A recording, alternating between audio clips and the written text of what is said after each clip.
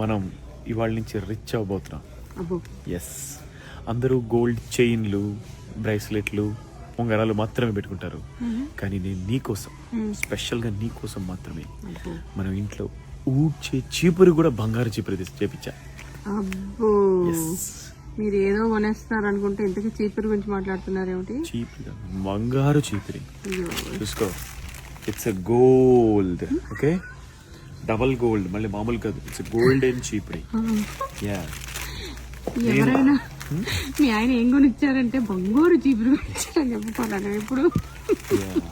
ఏంటిది నాకు మాత్రమే తెలుసు ఎలాంటిది కరెక్ట్ గా మంచి చూసి ఏరాలనేది. ఎందుకు తెలుసా? The person who sweeps the floor should choose the best broom, BBT broom. అది. సో ఇందు మూలంగా తెలియజేయనిది ఏమనగా, నీ కోసము నేను ఒక బంగారు చీపురుని మన ఇంటికి ఇచ్చుచూటిని. న్యూ ఇయర్ గిఫ్టా? That's a good idea. Next year కూడా ఒకటి ఎందుకైనా మంచి తీసి పెట్టుకోనా? వద్దులే, అప్పుడు మళ్ళీ కొత్తగా ఇద్దరు కానీ అది కూడా బాగా, అప్పుడే ప్లాటినమో ఏదో వస్తుంది. Not bad idea. కానీ చూడు, ఏ భర్త ఆ భార్యకి చేయని ఒక బంగారు చీపురు గిఫ్ట్. నేను ఎంత గొప్పగా చెప్పుకోవాలో ఇప్పుడు. Yeah, please post this. Okay, status లో పెట్టుకో, కావాలంటే టీవీలో యాడ్ వేయించుకో. అబ్బో, one and only husband who, my one and only husband. అది బాగుంది.